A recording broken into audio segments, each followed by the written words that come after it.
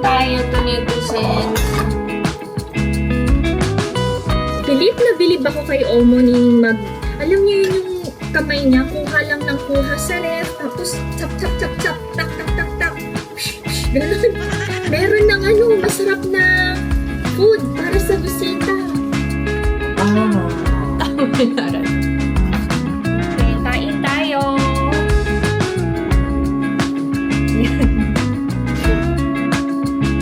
This is our dinner. Let's eat. Na high blood si Alex sa bill namin this month kasi sa buong paninirahan namin sa apartment, ito na yung pinakamalaking bill namin.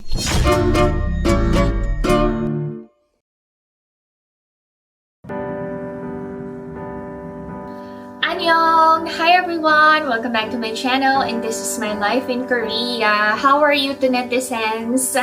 Ako, sobrang sakit ng ulo ko ngayon. I think parating na ang aking monthly dalaw and ang pangit ng aura ko. Pero, carry lang. Kasi, wala, carry lang. May araw na maganda. Ako, may araw na pangit ako. Char lang. Dumarating talaga yung araw na we don't feel beautiful, tapos down na down tayo. Parang di natin maintindihan yung pakiramdam natin. Anyway, mind over matter. Gusto kong labanan yung mood ko today kasi sayang naman yung araw. Pero masakit talaga ulo ko to netizens.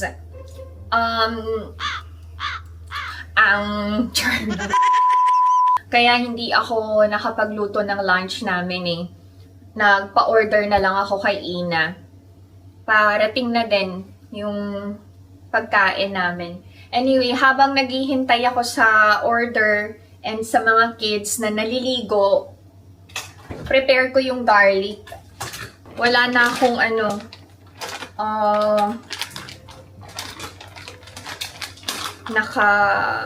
tignan nyo, sabi sa inyo, sakit ng ulo ko. Hindi ako makapag-focus sa vlog eh.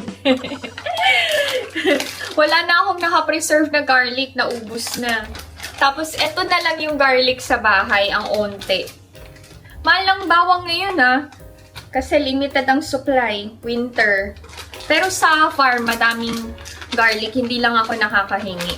Kasi si Omo kapag nagbibigay ng garlic, yung ano tawag na to? Yung means na. Kaya nahihiya akong tanggapin. Siyempre, pinagpaguran ni Omo yun na i-prepare, tapos ibibigay niya lang sa akin. Kaya, nahihiya na akong manghingi ng bawang. Kasi ganun yung pagmamahal ni Omo Ayaw niyang nahihirapan ako. So, kung kaya niyang gagawin niya na. Ibibigay niya na lang sa akin. Swerte ko sa biyanan ko talaga. Lalo na kay Omo Hindi, kay Aboji din. Baka magtampo siya. Love ko silang lahat. Anyway, prepare ako ng garlic to netizens. Kahit masakit ulo ko, malinis ang bahay. Nakapaglaban na din ako ng mga bed sheets ng mga kids. Malinis, maayos. Ganyan tayong mga mommies eh.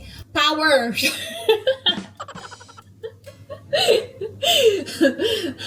Ganito ko nilalabanan ang nararamdaman kong sakit ng ulo.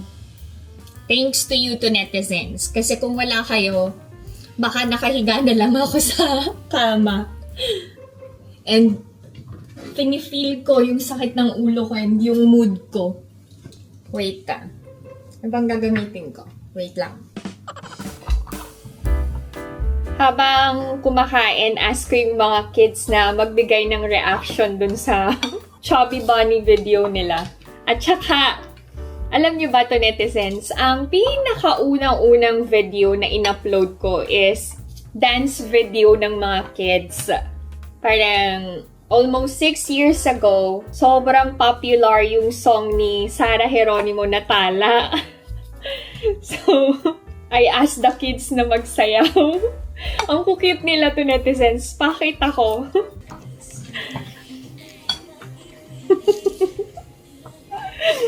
Alam nyo, kahapon, pinapanood ko. Grabe yung tawa ko talaga.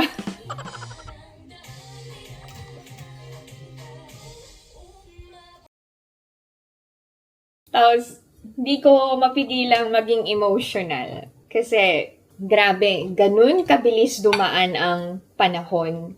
Just a snap, si Ina and Ijun, teenagers na. Oh, nandyan na yung order. Wait.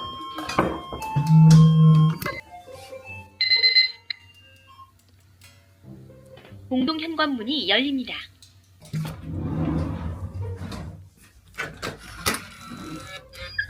Okay. Ang aming order. Ano na nga yung sinasabi ko to netizens? Kaya enjoy every moment that you have with your kids habang maliit pa sila. Kasi pag lumaki na, wala na. Limited na yung oras na pwede nyo silang makasama. May pasok sa English Academy si Ijun. Actually, pinakain ko na siya kanina. Nagluto ako ng samgyupsal. Kaya busog daw siya.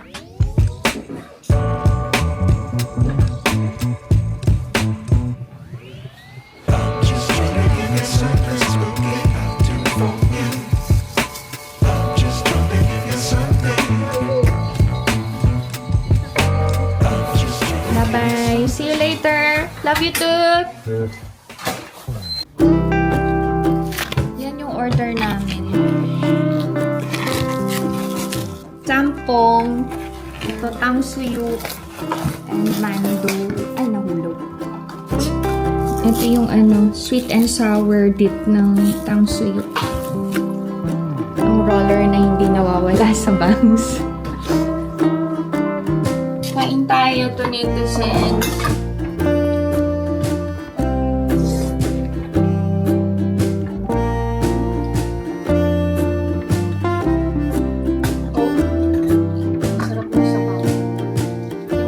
Video mamaya na lang pumasok si Ijun eh.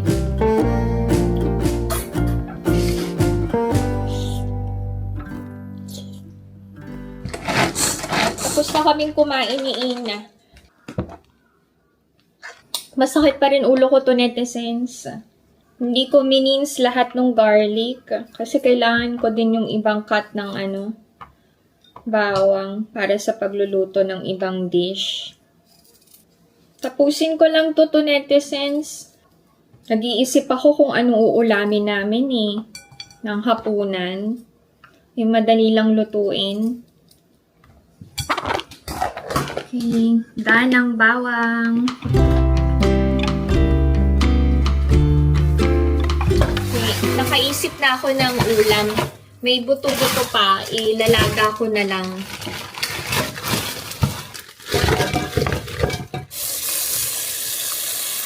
Ibababad ko muna bago ko iluto.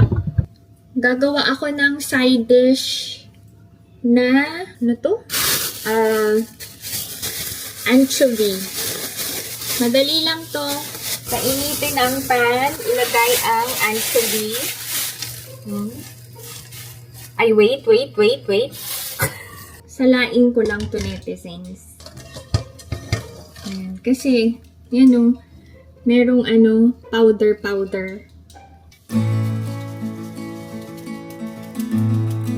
Lagay na natin sa mainit na pan. Wala munang mantika to ha, painitin lang muna. Dapat malutong yung anchovy. Okay, sa sobrang lutong nasunog na. Char lang. Hindi pa sunog. Hindi pa sunog. Pwede na tayo maglagay ng cooking oil. Konti lang. And then, soy sauce. Tansyahin na lang natin. Low heat lang para hindi nasunog. Pwede na tayo maglagay ng uligodang. Ito. Kung hindi to available, pwede brown sugar. Depende sa tamis na gusto nyo. May mga side dishes na madali lang gawin and meron din yung complicated gawin. Ang mga complicated gawin yung mga kimchi. Kasi ang daming ingredients and matrabaho. Maglagay ako ng green chili peppers para may color ang ating anchovy side dish.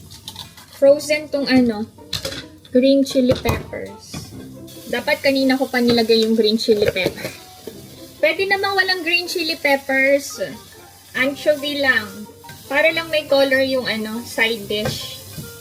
May nagtanong, hindi ba namin pinapainit ang mga Korean side dishes? Mostly ng side dishes, hindi na kailangang ipainit. Ang importante sa isang Korean meal, mainit yung rice and yung stew. At saka yung pinaka main dish na isda, karne, mga ganun. Okay, done ang ating anchovy side dish. And then, lalagyan lang natin ng sesame seeds on top. Perfect! Tadang! Kailangan nakapamewa.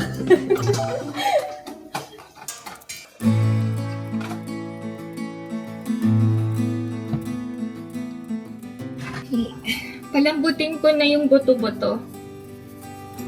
Bigyan natin ng sibuyas.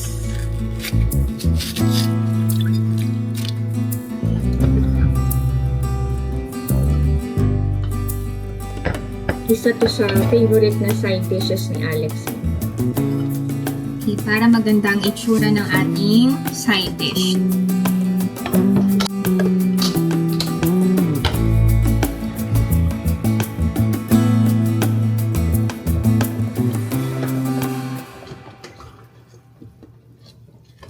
Uy! Bayan.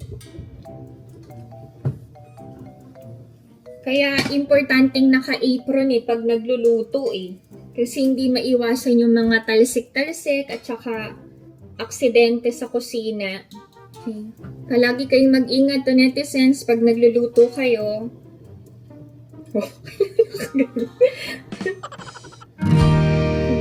I-fry ko yung natirang tofu.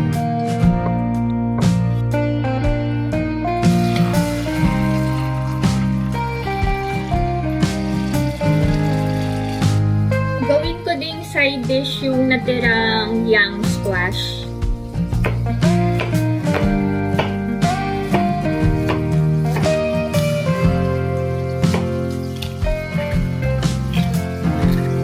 Konting salt.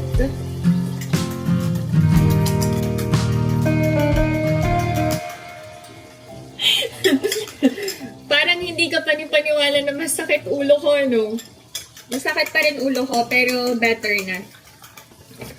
Kailangan ko ng flour. Konti lang. Naku, konti lang. Naparami.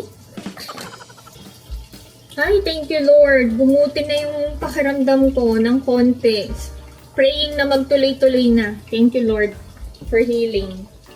Ang totoo niyan, dati, hindi ako masyadong gumagawa ng side dishes since si Omoni maraming pinapadala sa amin na pagkain, especially yung side dishes Pero, alam nyo, since last year, after nung aksidente ni Omoni sa back niya, hindi na rin siya masyadong nakakagawa ng side dishes. And sabi niya, humina na din yung katawan niya.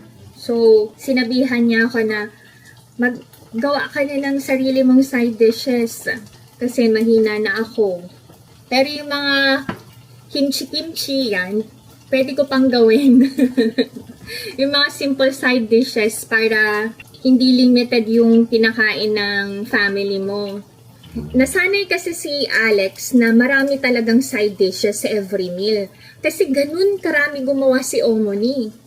Parang hindi ko makikitaan si Omoni na nagsaserve lang ng 4 kinds of side dishes. Basta mahigit 6 yan.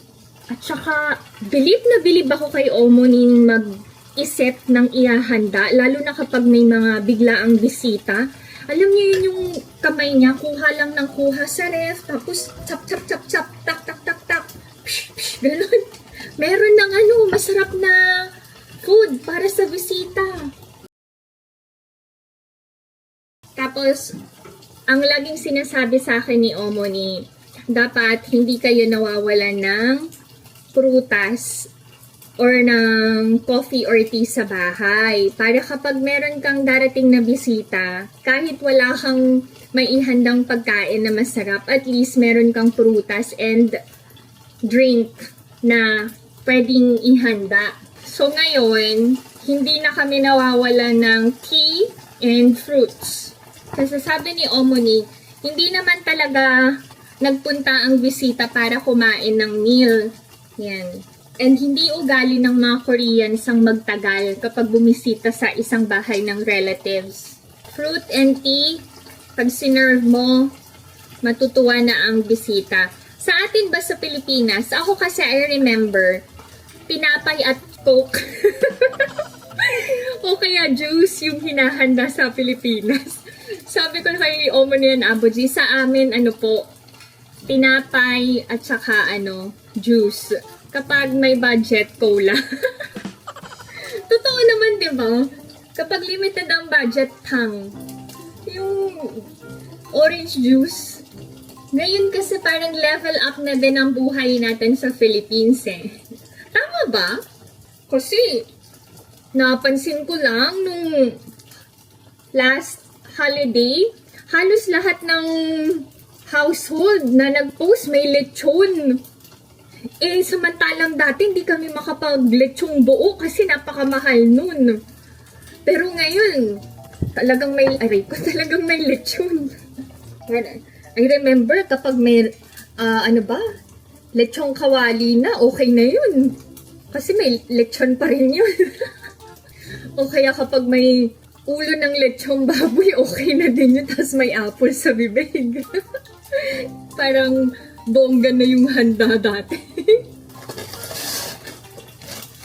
Alam nyo, very convenient tong slide cutting oil paper from Daiso.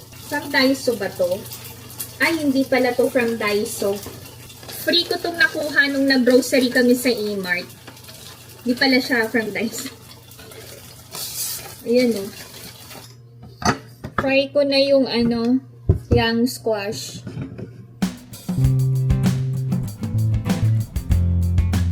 Yujun is already home from English Academy. Prepare ko yung ingredients ng nilagang buto-buto. Simpleng nilaga lang. Timplahan ko na yung nilaga. Lagyan ko ng pork cube. Buong paminta. Siyempre yung patis. Basic ko, no? Pag gumagalaw ako, nawawala yung sakit ng ulo ko.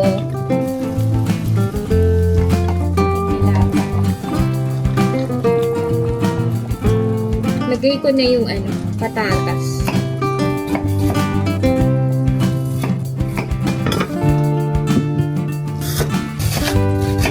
May OT si Alex today eh. Medyo late siya makaka-uwi. Lagay ko na yung repolyo sa nilaga.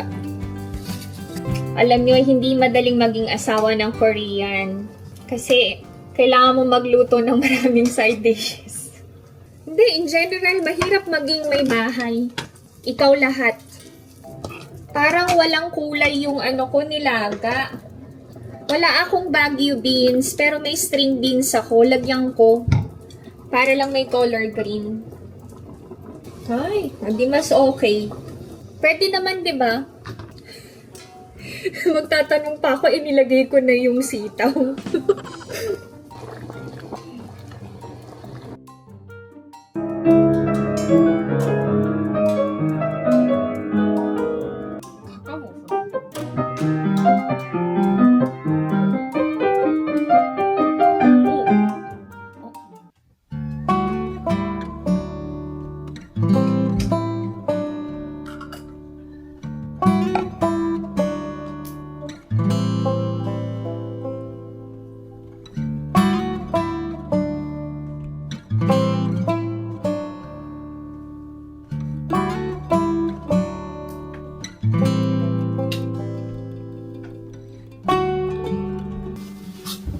kailangan kong magsaing to netizens. Kulang na yung sinaing.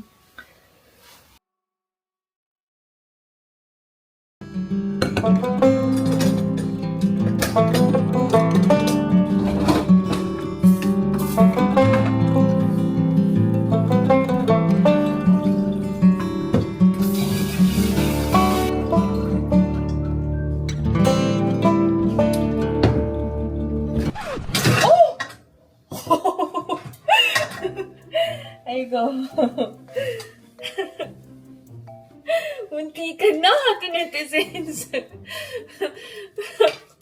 Kung nahulog to, mas lalong sasakit ang ulo ko. Ay, thank you, Lord.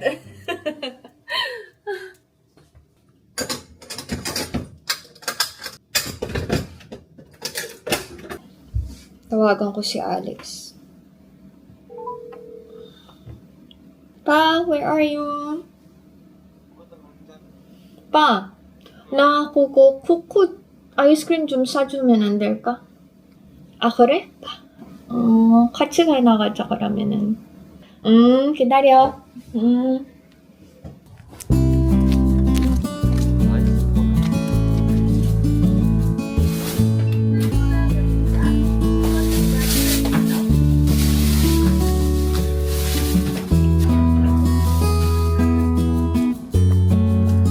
Bili kami ng ice cream.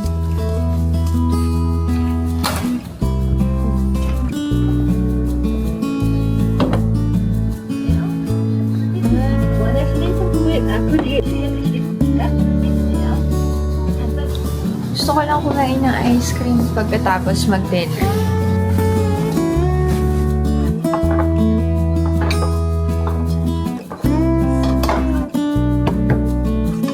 Yung tofu ginawa kong sisig. Favorite kasi ni Alex to. Pero hindi ko na ilagay sa sizzling plate. Okay, kain tayo! Yan. This is our dinner. Let's eat. Yung mga nasa bahay lang yung niluto ko. Galing ko na luto to netizens eh. Parang, I can make something masarap out of, remaining ingredients. Gawa ako ng, patis at saka lemon, nasawsawan. Na may sili. Wow, perfect.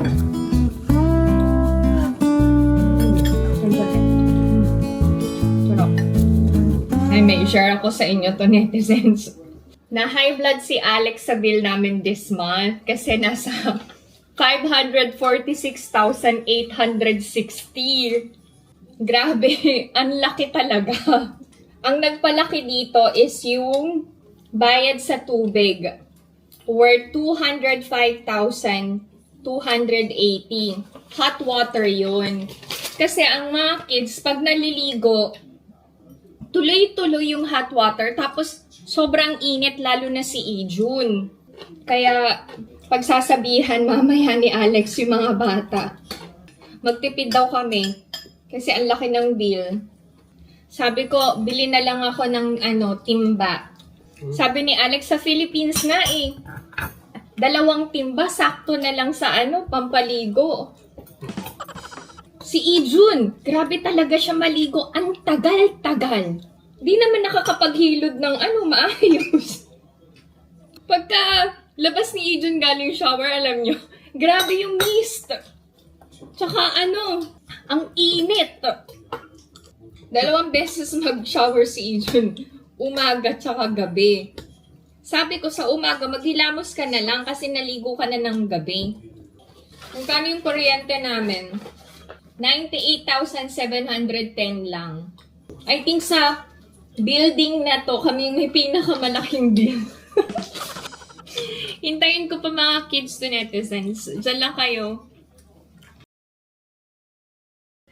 Mega shout out Buok family from Cebu, kay Lynn Ledge, Imelda Ramirez, Joyce Dominguez, Leia G, Cecil Sibug, Kamikaze 11, Hyacinth May Crisostomo, Lady Charlotte Ang, kay Gerald, Olivia Reynoso, Marilu Dizon, Rowena de Guzman, Princess Adaro, Elaine Dando, Joel Larita, Junel Vidal, Sanzi DC, mega shout out Eva Sepulveda. And lastly, sino ang ating last na isa-shout out?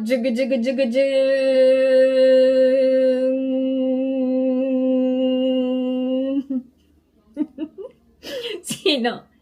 Tintin Siso. Okay. Sa susunod na ulit yung shoutout, ha? Abangan nyo na lang to netizens ang pangalan nyo. Magliligpit na muna ako. Tas kain kami ng ice cream ni Alex. Pampalamig ng ulo niya. Sa buong paninirahan namin sa apartment, eto na yung pinakamalaking bill namin. Sobrang laki talaga. Kailangan namin magtipid. Sabi ko kay Alex, kakausapin ng maayos ang mga kids. Kailangan kalmado siya. Kaya naghanda ako ng masarap eh. Kasi alam niyo si Tuk and Ina, hindi sila sanay talaga na ini-scold. Kasi very mabait ang mga bata. Unless may nagawa talaga silang hindi tama. Ngayon, hindi naman talaga pagkakamali yung matagal na pagsha-shower. Pero kung pwedeng i-reduce yung paggamit ng hot water, bakit hindi, 'di ba? Wala silang nagawang kasalanan. So, hindi sila dapat i-scold. Kailangan lang namin pag-usapan para at least alam nila na mahirap din magbayad ng ganito kalaking bill. So, instead na ipangbayad sa bill, yung matitipid, pwedeng gamitin sa ibang bagay. Like for example, pwedeng gamitin sa food or pwede sa mga wants nila. Yung mga ganon. We have to talk to them and explain. And ang mga kids, malawak ang pangunawa. Lalong-lalo na si Ina. I'm sure si Ina mismo ang magsasabi sa brother niya. Orasan na kita ng pagliligo mo. Tsaka wag masyadong mainit. Kasi si Ijun talaga naka-full. Yung hot shower. Kakaloka. Sabi ko, hindi maganda yan sa skin mo. Lalo na may ka. Ano tawag niya to? Wala na sa isip ko to, netizens. Yung niya, atopy niya. Buti nga, hindi severe this winter eh. Pero namumula yung sa legs niya and dito sa arms niya. Konti lang. Na kukuha pa ng lotion. Anyway, dami ko na namang daldal. Ligpit lang ako. Siya lang kayo, ha?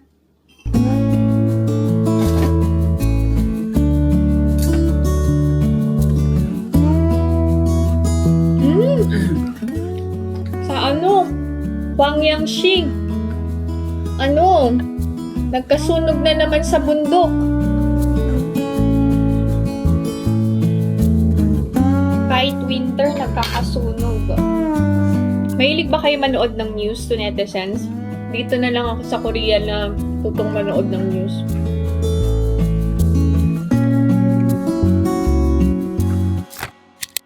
Ijun is already home.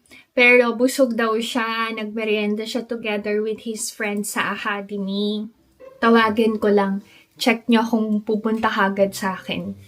Maglalambing ako. Masakit talaga ulo ko. Ijun na! Shinijun! Ate! Ay, joke. Oh, mommy naman may sakit. Anjo, you say hi na sa vlog. Hug mommy na, hug. Hug mommy na. Ay, joke. 뜨거운 목소리지. Ay, joke. 사랑해, 아들. 사랑해. I hate you. 아이 꼬마니. Ay, ayaw mo si mommy. tama na. Araso. I-rest ko na to, netizens. Nagpaalam na ako kay Ina and Ijun. Sabi ko mauna na ako matulog kasi hindi lang ulo yung masakit sa akin ngayon. Pati katawan ko masakit na. Pero nakainom na ako ng gamot. Hopefully, mag-take in effect na yung gamot and makapagpahinga ako ng maayos. And tomorrow, maging okay na yung pakiramdam ko. Thank you so much to netizens sa pagsama sa akin ngayong araw na to. See you sa next vlog. Good night. Good night.